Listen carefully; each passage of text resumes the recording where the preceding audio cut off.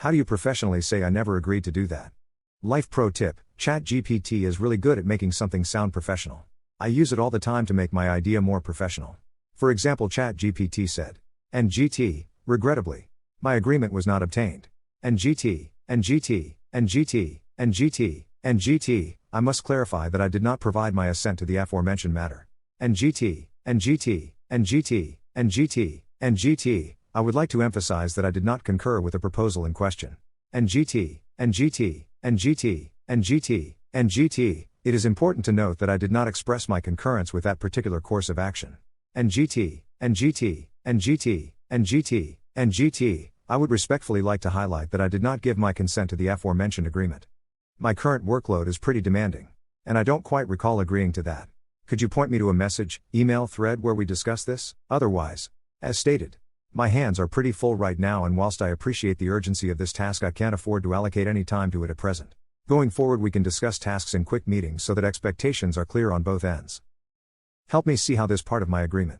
Is this under my umbrella? This looks to be out of my scope. Help me see how this falls under my role. I don't have the authority over or for this effort. Let's have a meeting to go over the documentation related to this effort and who is best positioned for it. My role doesn't provide the bandwidth for this effort. Let's find someone more suitable. Let's go over what my role/agreement covers. What's something that's actually in the Bible but most people don't know that it is? God is quite specific about who he wants sacrifices from. He once tells Moses that he does not allow people with certain physical defects to sacrifice. No man who is blind or lame, disfigured or deformed, no man with a crippled foot or hand, or who is a hunchback or a dwarf, or who has any eye defect, or who has festering or running sores, or damaged testicles. Leviticus 19:19 and Deuteronomy 22:11 prohibits wearing clothes that are made from fabrics that are woven by both wool and linen. Forced slave marriages. A guy has to marry his brother's widow and gets in trouble because he keeps pulling out. There's this story involving Jesus driving a bunch of demons from a possessed man into a herd of sheep. The sheep all drown themselves and the locals get super pissed at Jesus. They basically chase Jesus away and aren't even a little grateful that Jesus helped the guy. The guy asks to follow Jesus, but Jesus turns him down. I just think the story is interesting, because Jesus kind of messed things up for the villagers and basically no one was happy with Jesus at the end. When Jesus talks about cheating, he says that if you lust for a woman other than your wife, regardless of what she's wearing, you should pluck your eyes out. Dead grass. 29 If your right eye causes you to stumble, gouge it out and throw it away. It is better for you to lose one part of your body than for your whole body to be thrown into hell. 30 And if your right hand causes you to stumble, cut it off and throw it away.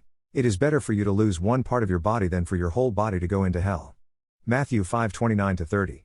As a straight male, can anyone relate to me being cringed by all this sigma/alpha male shit on TikTok? That is the only natural reaction to that incredibly embarrassing nonsense. Keep in mind that content, like Nigerian royalty scams, are designed to filter out all but the most gullible and desperate losers, specifically children, while also farming engagement from hate watchers. The term alpha is a fake buzzword. It doesn't even really apply to animals. The researcher who created the term was studying wolves in captivity. He later found out that wolves in the wild are simply families led by a breeding pair. Adam Ruins Everything made a great video on it. Any rational guy has the same reaction to that crap as you do. As a fellow straight male, I can relate and reassure you that cringing is the correct response to these morons thinking they're doing anything but embarrassing themselves. Here's what you need to know. Anyone who really embodies the popular image of an alpha male doesn't need to say it. Can anyone ever remember Sean Connery saying it? I'll bet neither FDR nor Lincoln ever needed to say it. And it sure as hell never crossed the lips of Julius Caesar. I can't explain the sigma/alpha male stuff, but I can explain TikTok. Basically, it was designed by the Chinese government to rot the brains of those in the Western world. The fact that you gave this question the importance to even ask is already a sign of cognitive decline. I don't use TikTok, but whenever I hear someone describe themselves as an alpha male, I have an adverse reaction to it. I immediately picture someone who justifies acting like a spoiled asshole, stubborn as all hell, has pushed all their friends and relatives away, violent, and throws tantrums like a toddler. I'm a woman and that term just has no positive influence on me. I'm instantly turned off. What movies do you watch on a sad day? Eternal Sunshine of the Spotless Mind. The Lie on Amazon is actually very sad and good. Edit, if you want a movie to cheer you up, Mamma Mia is the way to go.